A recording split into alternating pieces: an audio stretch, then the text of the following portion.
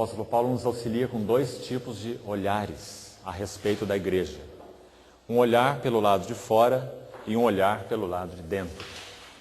Quando nós olhamos para o capítulo 1, e posso dizer, os 3 primeiros capítulos, nós temos o olhar para o lado de fora. O que a igreja é, digamos, pelo lado de fora. Então nós vemos no capítulo 1 as seguintes expressões: nos escolheu, nos predestinou, temos a redenção, feitos herança e fostes selados. Observem todas essas 5 expressões. Todas elas de alguma maneira falam do que a igreja é por fora. Nos escolheu, algo posicional. Nos predestinou, também algo posicional. Temos a redenção, fomos feitos herança, fostes selados. Os irmãos veem? Todas as expressões são um lançar de olhos para o lado de fora do que a igreja é. Agora também, pelo Espírito Santo, o apóstolo Paulo especialmente nos 3 últimos capítulos, vai nos ajudar imensamente com um olhar para a igreja pelo lado de dentro. Então, no capítulo 4, ele inicia dizendo: rogo-vos, pois, eu, prisioneiro no Senhor, que andeis de modo digno da vocação a que fostes chamados, com toda humildade e mansidão, com longanimidade, suportando-vos uns aos outros em amor, esforçando-vos diligentemente por preservar a unidade do Espírito no vínculo da paz. E cita depois os 7 fatores da unidade espiritual, e entra no assunto da diversidade e termina com o assunto da maturidade, até o verso 16. Então, este é um olhar para a igreja pelo lado de dentro. Quando ele fala sobre humildade, sobre mansidão, sobre suportar em amor, sobre preservar a unidade do Espírito, sobre a diversidade de dons e ministérios na vida da igreja, sobre o crescer em tudo naquele que é o cabeça, Cristo, sobre edificar o seu próprio aumento para edificação de si mesmo em amor. Esse não é um olhar externo, não é claro? Esse é um olhar interno. Porque isso que fala do que o Espírito Santo está formando no interior da igreja. Então, o primeiro olhar, um magnífico olhar externo. Ele nos escolheu, predestinou, temos redenção, feitos herança, fostes selados. Quando olhamos para o lado de dentro, humildade, mansidão, longanimidade, suportando-nos uns aos outros em amor, esforçando-nos por preservar a unidade do Espírito, crescendo em tudo naquele que é o cabeça, Cristo. Então, esses 2 ângulos, eles são o tema do apóstolo Paulo na Epístola aos Efésios. E nós resumimos esse tema com a primeira expressão do verso 9, desvendando-nos o mistério da sua vontade. Você vê qual é o mistério da sua vontade? Esses que ele escolheu em Cristo, predestinou, selou e etc. São aqueles que agora o Espírito Santo veio para dentro deles, habitar neles, para formar uma tal qualidade de ser neles, que eles possam ser testemunhas daquele que os redimiu, daquele que os escolheu, daquele que os predestinou, daquele que os fez herança, daquele que os selou. Então você tem um duplo olhar. Capítulos 3 primeiros e capítulos 3 últimos. Qual o assunto? Desvendando-nos o mistério da sua vontade. Então nós nunca podemos desbalancear isso.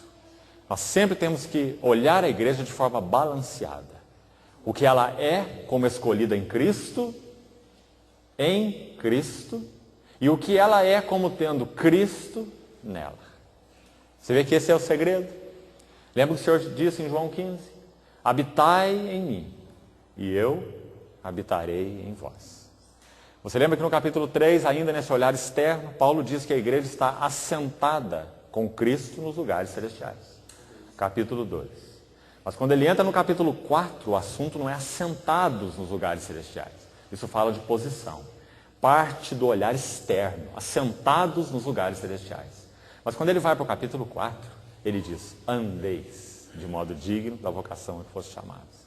E andar tem relação com o ser, com o caráter, e não com a posição. Então, você pode reunir também da Epístola aos Efésios, por isso mesmo, 3 palavras importantes, que também nos ajudam no mesmo tema, no mesmo assunto, no vislumbre da carta toda. Capítulo 2, verso 6. Assentados nos lugares celestiais. Capítulo 4, verso 1. Andeis de modo digno. E capítulo 6, verso 9 e 10. Ficai firmes. O assunto da Epístola aos Efésios, que abre para nós esse mistério, se resume nesses termos. Nós somos um povo que está assentado nos lugares celestiais em Cristo, um povo que anda de modo digno da vocação a que foi chamado, e um povo que permanece firme contra as ciladas do diabo. Você vê por onde começa a vida cristã? A vida cristã não começa por ficar firmes. A vida cristã não começa por andar de modo digno da vocação. Mas a vida cristã começa por assentados nos lugares celestiais em Cristo Jesus. Porque primeiro de tudo, nós fomos tornados participantes daquilo que Ele conquistou. Primeiro de tudo, nós fomos postos em Cristo. E então Cristo foi posto em nós. Então agora nós podemos andar de modo digno da vocação a que fomos chamados. Então nós usamos 2 primeiros tempos para, com a ajuda do Senhor, procurar compreender o significado de desvendando-nos o mistério da sua vontade. E nós vimos que nos propósitos eternos de Deus, então, Ele escolheu um povo para ser uma família de filhos semelhante ao seu filho, um corpo e uma noiva para o seu próprio filho e um templo para o Espírito Santo, tornados adequados ao caráter do Deus triuno. O pai com a sua grande família de filhos semelhantes ao seu filho, o filho com a sua noiva, a qual ele pode amar plenamente e através da qual ele pode se expressar, porque a noiva também é corpo. E o Espírito Santo com o seu templo, onde ele pode habitar e repousar e descansar. Então esse é o tema da Epístola aos Efésios. O que nós vamos fazer hoje, com a ajuda do Senhor, é olharmos para dentro da igreja. Até agora nós olhamos para fora.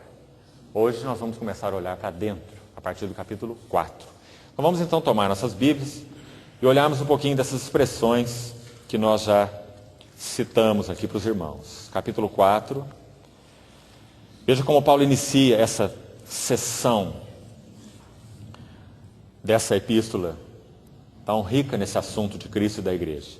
Em primeiro lugar, ele diz: eu vos rogo, pois, como prisioneiro no Senhor. Observe como começa o capítulo 3. Leva os seus olhos aí para o capítulo 3. Está escrito aí? Por esta causa eu, Paulo, o quê? Prisioneiro no Senhor. 2 vezes. Da mesma maneira, os 2 capítulos se iniciam. Irmãos, a única maneira de nós realmente vivermos a vida da igreja é como prisioneiros de Cristo Jesus. Amém. Nós não podemos viver a vida da igreja livres. Se nós decidimos seguir os nossos pensamentos, se nós decidimos seguir os nossos sentimentos, se nós decidimos seguir os nossos caminhos, nós não podemos viver a vida da igreja. Só uma maneira de viver a vida da igreja, como prisioneiros de Cristo Jesus. Aqueles escravos voluntários por amor. Você lembra aquela linda figura do Velho Testamento? Você lembra o que era feito com um escravo que, ao chegar o seu ano de alforria, o 7º ano, ele desenvolveu, de alguma maneira, um prazer, um relacionamento tal com seu amo, que ele não queria usufruir do direito que ele tinha, de alforria. Então ele teria que tornar isso um testemunho confirmado, público.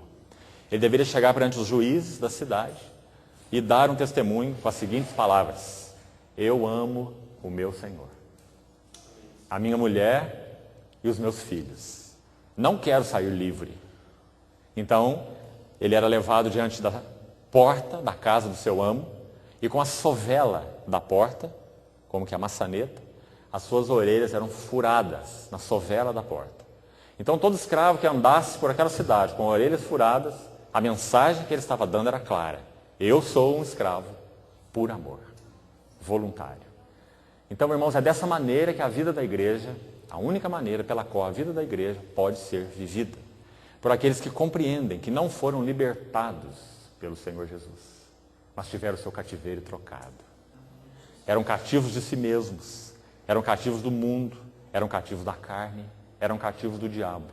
Agora são cativos de Cristo Jesus. 2 Coríntios capítulo 5, Paulo diz, o amor de Cristo nos constrange. E o significado aí é, põe cadeias, amarra e leva arrastado. Paulo diz, eu sou um amarrado, estou sendo levado arrastado, mas não é contra a minha vontade. O amor de Cristo me constrange. Quando eu julgo isso, um morreu por todos, logo todos morreram. E um morreu por todos, para que os que vivem não vivam mais para si mesmos, mas para aquele que por eles morreu e ressuscitou.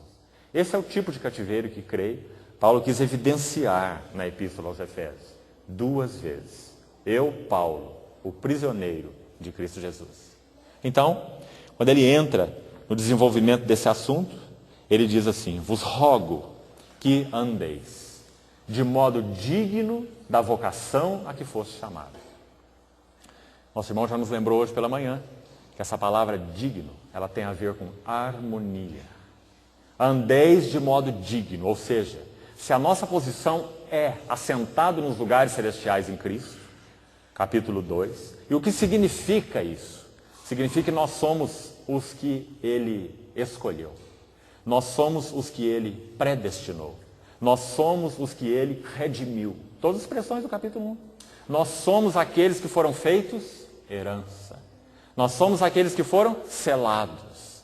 Então, se essa é a nossa realidade espiritual, e é, em Cristo Jesus, então o que nos resta? Colocar-nos em harmonia com isso. Digno, em harmonia. Andeis de modo digno, coerente, consistente com a vocação a que foste chamados. O que é coerente com a vocação a que fomos chamados? Está aí resumido no verso 2 e, na verdade, até o verso 16, né?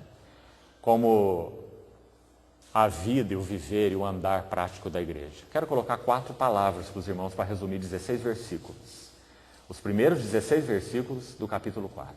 Primeiro, amor. Segundo, unidade. Terceiro, diversidade. E quarto, maturidade. Esse é o andar de modo digno da vocação a que fomos chamados. Andar em amor, preservar a unidade, exercitar a diversidade e crescer para a maturidade. Vamos repetir isso. Andar de modo digno da vocação a que fomos chamados é viver em amor, preservar a unidade, exercitar a diversidade e crescer para a maturidade. Essa é a vocação a que fomos chamados. Então, irmãos, vamos olhar um pouquinho dessas 4 situações, nesses 16 primeiros versículos. Como que Paulo resume essa questão do amor? Viver em amor e andar em amor. O irmão sabe que amor, ele é um resumo de todo o nosso relacionamento com Deus. Deus é amor. Então as palavras que Paulo usou anteriormente à palavra amor, elas estão como que lançando luzes a respeito do que o amor é. Então nós podemos dizer assim, o amor é humilde, o amor é manso, segundo as palavras que ele usou aí. O amor suporta um ao outro, o amor é longânimo. Então ele diz, com humildade, com mansidão, com longanimidade, suportando uns aos outros, e ele coloca então esse fecho, em amor. Porque essas são todas evidências de que o amor é real. Essas são marcas do amor. O amor não é soberbo, o amor é humilde. O amor não se exalta, o amor é manso. O amor suporta e é longânimo. Não é isso que nós vemos em 1 Coríntios 13?